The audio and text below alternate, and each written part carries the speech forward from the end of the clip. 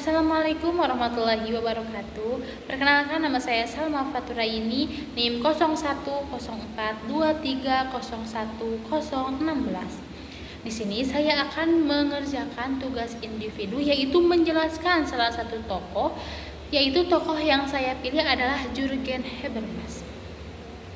Jadi Jurgen Habermas itu sebenarnya ngomongin satu hal penting banget dalam hidup kita, yaitu cara kita ngobrol.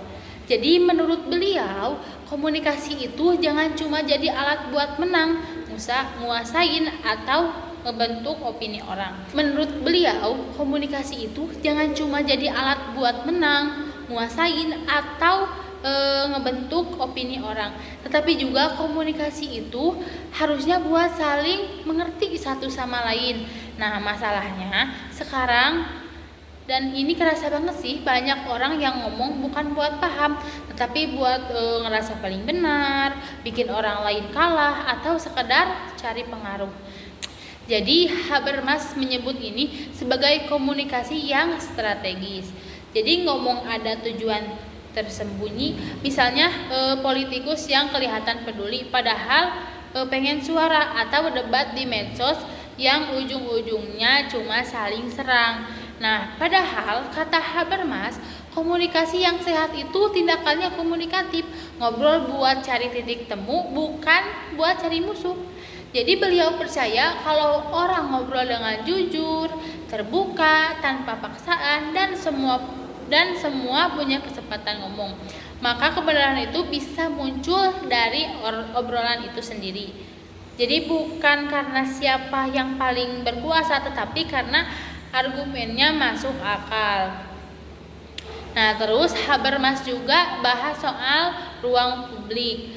Sederhana saja, ruang publik itu tempat orang bebas ngobrol soal isu bersama, bisa melewati media, diskusi, bahkan media sosial. Ya, cuma itu sekarang ruang publik itu sering rusak.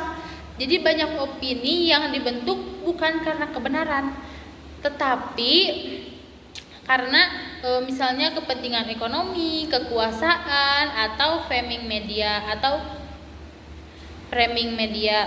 Jadi masyarakat itu ngerasa kayak punya pendapat sendiri, padahal sebenarnya udah diarahkan.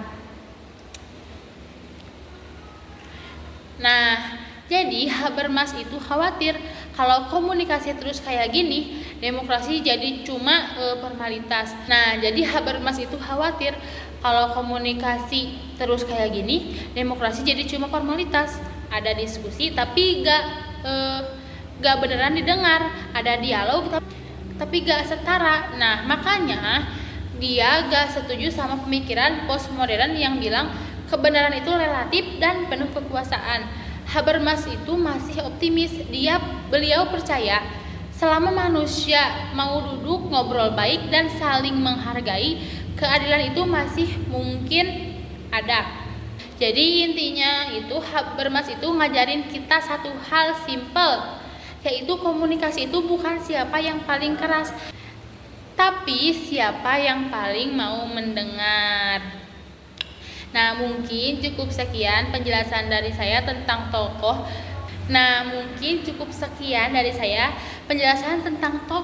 Yaitu Jurgen Habermas. Nah, bisa dicari lagi lebih dalam tentang Jurgen Habermas, itu masih banyak. Nah, saya cuma bisa menjelaskan segini saja. Mohon maaf bila terdapat banyak kesalahan atau kekurangannya. Wallahul muwaffiq ila aqwamit thoriq. Wassalamualaikum warahmatullahi wabarakatuh.